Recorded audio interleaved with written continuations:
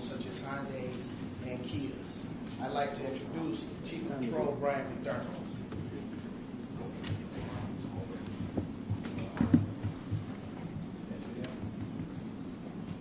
Good afternoon, everybody.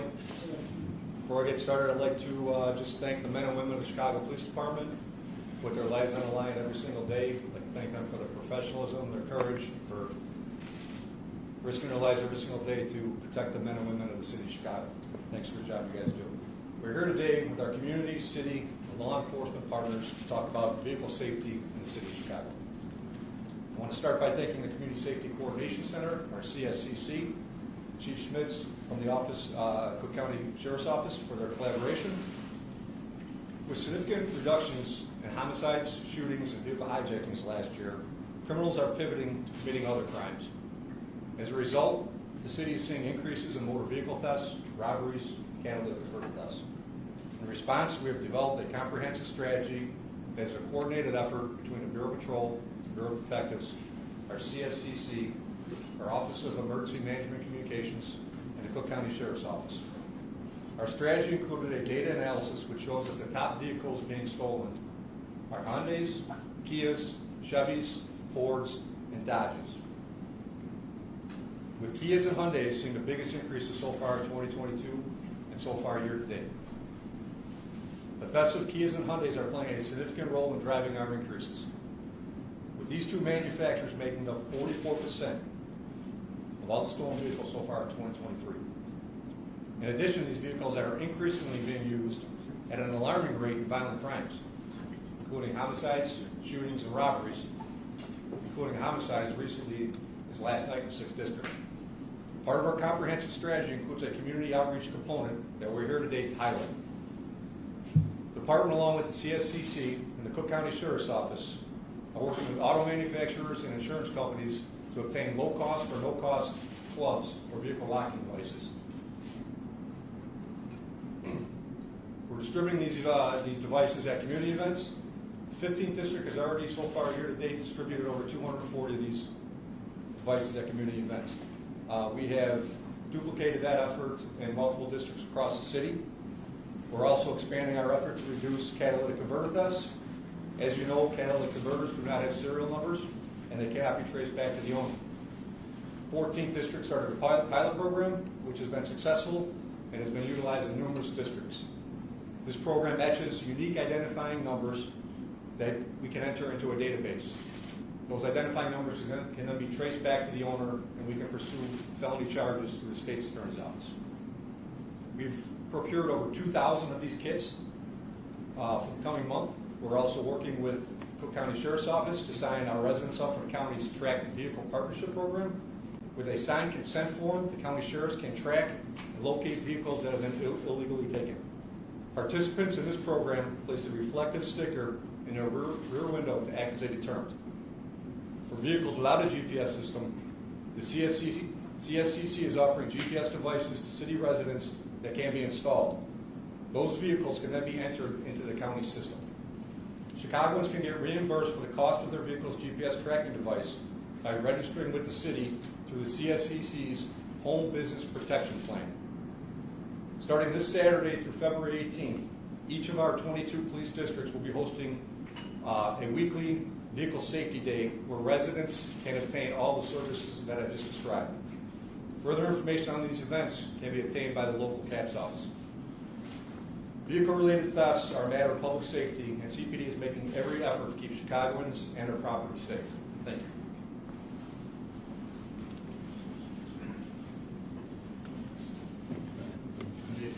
I'm going to turn that over to Director Brooks, Office of Community Policing.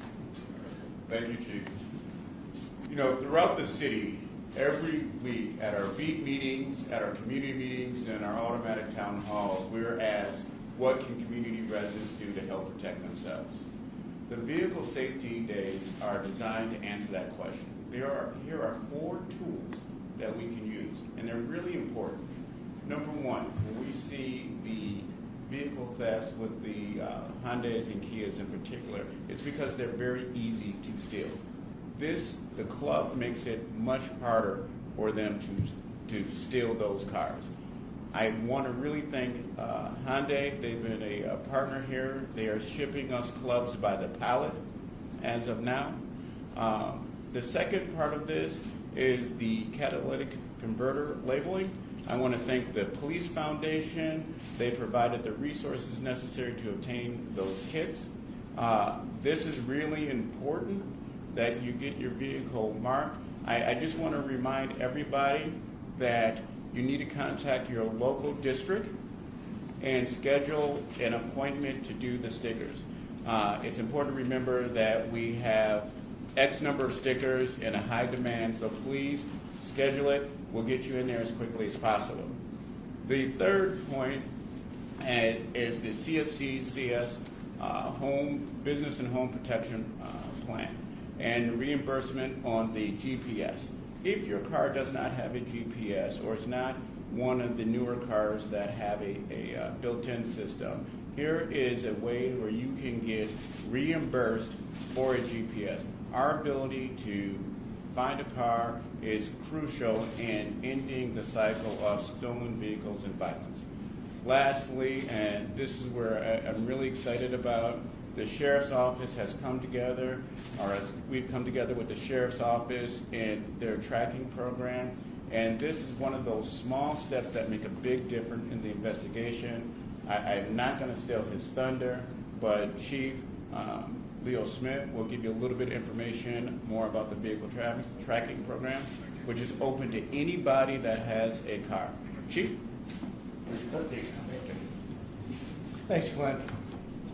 Having worked with these guys, Glenn Brooks and Brian here for years, it's easy to come to a meeting with them. First of all, Sheriff Tom Dart has had a total buy-in with assisting with these carjacking task force and the catalytic converters that have been stolen. We've been marking up and painting catalytic converters now for almost a year in numerous spots around the city. So that's one of our ways to combat that. And by doing that, when those catalytic converters get into the resale shops, or if somebody's going to sell the stolen catalytic converters, right away we know. So we do check, along with the Secretary of State, the Chicago Police, numerous places that they would be bringing these catalytic converters. So we are following through on it. Now, for the tracking devices, Sheriff Dart was all over us to get on this and figure out a way. Rocon and I were at the meetings, and this is what they look like. Here are the tracking devices that are put in the windows of the cars. The reflective one goes in the back window, so it's marked being tracked. There's also one in the front to deter people from doing that. The reason we have these, and Intel showed us it's even better than we thought, people know that cars can be tracked, they know they can be caught. And let me tell you something, I could give you guys numbers of Brian, everybody, Chicago Detective Division. I just got to tell you, those guys are doing a great job on this carjacking task forces as well as Patrol Division, and we are happy to assist them on these missions, along with the Illinois State Police, our suburban brothers and sisters in the police agencies, and our federal partners. There's a total buy-in to go after these people that are carjacking cars. And the reason being, they're hitting everybody. Everywhere. Not just northern suburbs, southern suburbs, western suburbs, and the majority in the city of Chicago. So we have all bonded together and worked together, and we meet up bi-weekly at least to talk about trends and things that are happening with that. We have a database with the Cook County Sheriff's Office that we keep track of every car that's carjacked that we're reported on, so we know the things we need to know. Time of day, address of occurrence, vehicles being stole, what the offenders look like. We're all over that. That helps us get carjackings down, which we have in the last few years. I get to go out with them every once in a while, and I'm going to tell you, you'd be proud, citizens of the city of Chicago, County of Cook, of the people working hard to get these cars back. As a matter of fact, we're getting back 80% of them. When we first started doing this, it was taking about 190 hours to get those cars back. We cut that in half, and it keeps going down because of the things that we do. So I'll tell you, from our point of view, carjacking is a Class X felony. That's 6 to 30 years. We're going after people. You want to steal someone's car, somebody gets hurt, we're coming after you. So that's what we do, and that's what we're trying to do, and we've made numerous arrests, and we continue to. Now, for the tracking, to get back to that, the intel that we're getting on tracking, which is good, is people that are stealing these cars, they see these tracking, they walk away. They know we're on. So every car after 2015 can be tracked. That's a fact. So if somebody's car is stolen, and you go to cookcountysheriff.org/CarTrack, you sign up, you put in the date and all the information. When that car gets stolen, we call the car manufacturers, we start running that car. We're going to find your car. We have had instances where a child was still in the car. So just imagine our efforts when we know that. So that's why it's so important to do this. And with that being done, you give us the permission to track your car once it is stolen. We don't track anything until it's stolen or carjacking, anything bad that happens, that's when we jump in on it. So with that being said, yeah, questions? Yeah, we have two questions. I'm wondering, in the year that you said you've been painting the catalytic converters, you said you've been checking to see if they're turning up. What have you found? Well, we've made arrests. I'll tell you that. We've made arrests on people that are illegally bringing in the catalytic converters and selling. The state of Illinois has a law, by statute, what you have to bring that in. Bringing them in off the street and selling them is illegal. So we're working investigations now. As a matter of fact, we're working an investigation as we speak on those catalytic converters, and we're going to go after them. What can be done to address the fact that so many of these people taking cars are juveniles, and you can't hold them forever? It seems like every morning we see 2 or 3 arrests announced, but they're kids. How do you address that part of the equation? Go ahead. Again, this isn't the first time this has come up. I mean, we all know that, it's the revolving door criminal justice system. All we can do is do our part, which is lock the juveniles up, which is what we're doing. Weekly, all through 2022, the superintendent would cite stats on motor vehicle thefts, vehicle hijacking-related arrests, and he gave you a percentage of how many juveniles were responsible for those. It's upwards of 50-some% for all these related offenses. All the police can do is continue to do our job, which we'll do every single day. Our officers are out there, like I said, putting our lives on the line every single day. Look at our gun recovery so far year to date. They're up 26%. I don't know if anyone knew that, but 35,000 guns recovered over the last 3 years, and in the last year to date so far, we're up another 26%. So we're on pace for another record year. We're going to continue to do what we do, which is lock these juveniles up, and hopefully the criminal justice system will figure out what to do with them. Can somebody address the Kia and Hyundai, the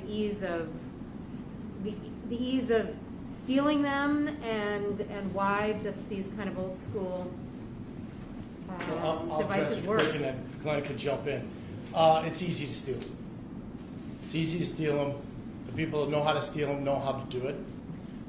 That's why you're seeing, if you look over here, and I think Glenn will speak to that, the old school clubs.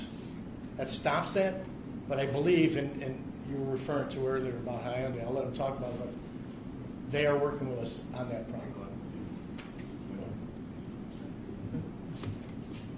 So I don't want to glorify how easy it is to steal these Kia and Hyundais, because these kids think it's a game, but it's also a very dangerous game, because like I said earlier, there's an alarmingly increasing number of these vehicles being used for violent crimes, homicides, shootings, and robberies. It's extremely dangerous. There's a security flaw with the Hyundais and Kias that need to be fixed, and we're working with the manufacturers to obtain these clubs to try to get that flaw fixed. And I certainly don't want to glorify it either. Just if somebody could just summarize, is it the operational system? Is it the physicality of it? I don't know anything about cars. That's the reason why I don't even want to discuss it. I don't want to give one juvenile an opportunity who hasn't seen one of these videos to hear from me how easy it is to steal a car. So we could discuss with you offline, but I'm just not going to do it on camera. All right. Julian? Comment. Can you talk a little bit, time, how important is time? When you get a stolen vehicle, what what difference does it make being able to immediately do a trace as opposed, trying to get permission and it just the hours go by and that kills you, right? Sure, and here's the thing. The reason we have these, we can get on it immediately. Now, as I alluded to earlier, what if you had a child in there? How quickly do you want us on it? We're dropping everything we're doing. We're going for that car. Sometimes there might be medical equipment. There might be expensive things in that car. The sooner we know about it, the sooner we can get online and track that, get a hold of our manufacturers, and start checking it. The detectives from the city of Chicago that run that are very good and very fast at doing that. Rokan, who works with the sheriff's office, he works directly with them, calling them. We get on cars right away. So if that happened today, right now, the quicker we can get on it, the quicker we can get it back. We set out our people and put on. Last question. I'm just going to add to his answer right there because, with the technology we have out there between the LPRs, we're tracking these cars at, like Leo said, at a record pace. I only talked about one component of our strategy, which is really a comprehensive 4-part strategy. I only really discussed the community engagement portion of that strategy.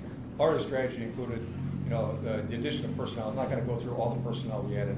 Maybe I will. We added a robbery burglary lieutenant, theft lieutenant from each of the city's 5 areas. We added a robbery burglary theft sergeant from each of the city's districts. We added 2 detectives from each of the city's districts. We added 2 tactical officers from every one of the city's tactical teams. Each district has between 3 and 5 tactical teams. That's a significant amount of personnel. Now, we didn't reassign them to teams. We basically repurposed what we had them doing and added additional duties to them. We have coordination going on between our ATC rooms and our SDSC rooms. We're doing weekly briefings with our Somati task force, which is our Chicago Major Areas Auto Theft Unit. They work closely with the State's Attorney's Office and the Cook County Sheriff's Police. We added additional personnel to our vehicle hijacking team that works in OAMC.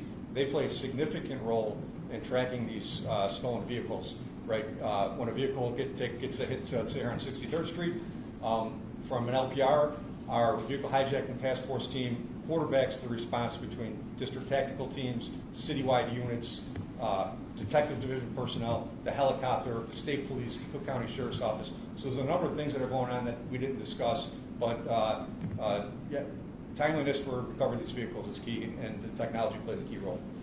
Last question.